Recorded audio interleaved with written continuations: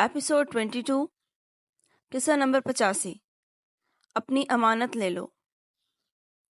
ایک دفعہ حضرت عمر فاروق رضی اللہ تعالیٰ عنہ رعایا کی خبر گیری کے لیے گشت کر رہے تھے کہ آپ رضی اللہ تعالیٰ عنہ کی نظر ایک آدمی پر پڑی جس نے اپنے کندھے پر اپنا بیٹا اٹھایا ہوا تھا۔ اسے دیکھ کر فرمایا، میں نے کوئی بچہ اپنے باپ کے ساتھ اتنا مشابہ یعنی ہم شکل نہیں دیکھا جتنا یہ بچہ اپنے باپ کے مشابہ ہے۔ اس آدمی نے کہا، اے امیر المومنین، یہ وہ بچہ ہے جس کو اس کی ماں نے مردہ حالت میں جنم دیا تھا۔ حضرت عمر رضی اللہ تعالیٰ عنہ نے فرمایا، تیرا ناز ہو، وہ کیسے؟ اس آدمی نے کہا، جب میں اس کی ماں کو حالت حمل میں چھوڑ کر ایک جہادی مہم کے لیے روانہ ہونے لگا تو میں نے کہا کہ تیرے پیٹ میں جو بچہ ہے اس کو میں اللہ کی حفاظت میں دیتا ہوں۔ پھر جب میں سفر سے واپس آیا تو پتہ چلا کہ میری بیوی فوت ہو گئی ہے۔ ایک رات میں جنت البقیع کے گورستان میں اپنے چچا زاد بھائیوں کے ساتھ بیٹھا ہوا تھا کہ میں نے گورستان میں چراغ کی طرح کی روشنی دیکھی۔ میں نے اپنے چچا زاد بھائیوں سے پوچھا، یہ روشنی کیسی ہے؟ انہوں نے کہا کہ ہم صرف اتنا جانتے ہیں کہ فلاں عورت یعنی اس آدمی کی بیوی کی قبر کے پاس ہر رات روشنی نظر آتی ہے۔ میں نے ایک کلہاڑی لی اور قبر کی جانب چلا۔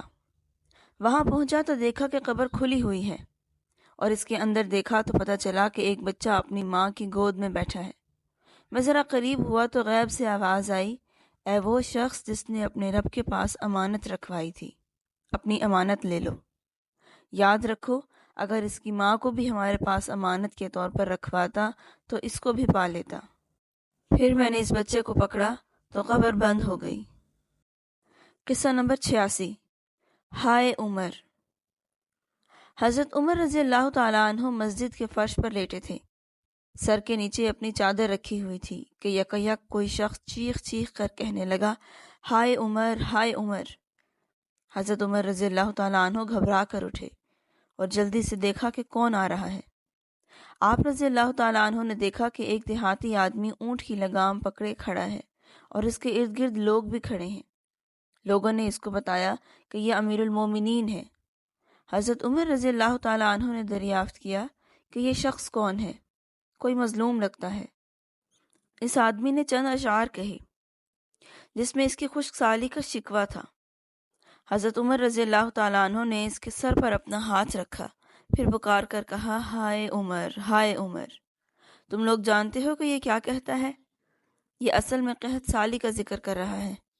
عمر تو پیٹ بھر کر کھا رہا ہے اور سیر ہو کر پانی پی رہا ہے، لیکن مسلمان قحط سالی اور تنگ حالی میں مبتلا ہیں۔ حضرت عمر رضی اللہ تعالیٰ عنہ نے بہت سے اونٹ غلے سے لاد کر اس کو دیے اور 2 انصاری آدمی بھی اس کے ہمراہ بھیجے۔ وہ انصاری یمن میں داخل ہوئے اور ان کے پاس جو کچھ تھا لوگوں میں تقسیم کر دیا۔ صرف تھوڑی سی چیز باقی بچی جو مٹھی بھر بھی نہ ہوگی۔ جب وہ دونوں انصاری عازم مدینہ ہوئے تو راستے میں ایک آدمی ملا۔ بھوک کے مارے اس کی ٹانگیں لاغر ہو چکی تھیں۔ وہ نماز پڑھ رہا تھا۔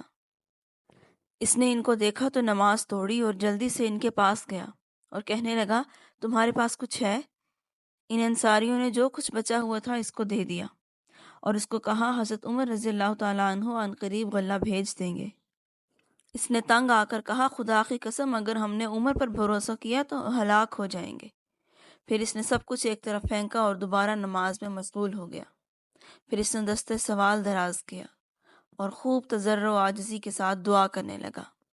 ابھی اس نے اپنے ہاتھوں کو منہ پر پھیرا نہیں تھا کہ اللہ تعالیٰ نے آسمان سے بارش برسا دی۔ قصہ نمبر 87 ایک مسلمان کی جان مجھے ہر چیز سے زیادہ عزیز ہے۔ حضرت عمر فاروق رضی اللہ تعالیٰ عنہ مدینہ کی گلیوں میں کانوں میں انگلیاں دے کر حیران و سرگرداں پھر رہے تھے اور چلا چلا کر کہہ رہے تھے، ہائے افسوس، ہائے افسوس۔ لوگ دوڑتے ہوئے آئے اور متعجب ہو کر پوچھنے لگے، امیر المومنین کو کیا ہوا؟ حضرت عمر رضی اللہ تعالیٰ عنہ نے فرمایا، بعض امراء کی طرف سے ایک پیام رساں یہ خبر لے کر آیا ہے کہ ایک نہر لوگوں کے درمیان حائل ہو گئی، اسے عبور کرنے کے لیے کوئی کشتی نہ ملی، تو ان کے امیر یعنی افسر نے حکم دیا کہ ایسا آدمی تلاش کرو جو اس نہر کی گہرائی کو جانتا ہو۔ چنانچہ ایک بوڑھا آدمی لایا گیا۔ اس بوڑھے شخص نے خوف و تردد کے لہجے میں کہا کہ مجھے اس کی برودت کا خوف ہے۔ مگر اس امیر نے اس کو جبراً اس نہر میں داخل کروا دیا۔ ابھی وہ اس نہر میں داخل ہی ہوا تھا کہ اس کی برودت نے اسے پکڑ لیا اور وہ ہائے عمر کی آوازیں لگاتے ہوئے اس نہر میں ڈوب گیا۔ بعد ازاں حضرت عمر رضی اللہ تعالیٰ عنہ نے اس علاقے کے والی کو طلب کیا۔ وہ آیا تو حضرت عمر رضی اللہ تعالیٰ عنہ نے چند روز تک اس سے منہ پھیرے رکھا، پھر اس سے پوچھا کہ اس آدمی نے کیا قصور کیا کہ تو نے اس کو مار ڈالا؟ اس نے عرض کیا، اے امیر المومنین، میں نے اس کو قصداً قتل نہیں کیا اور ہمیں اس نہر کو عبور کرنے کے لیے کوئی بھی چیز دستیاب نہ ہوئی۔ ہمارا مقصود تو یہ تھا کہ اس نہر کی گہرائی کو معلوم کریں۔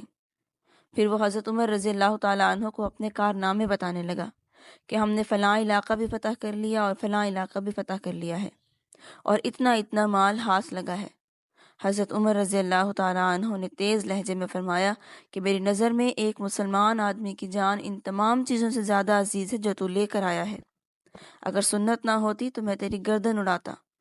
جاؤ اس کے ورثاء کو اس کی دیت دو اور یہاں سے نکل جاؤ، میں تجھے نہ دیکھوں۔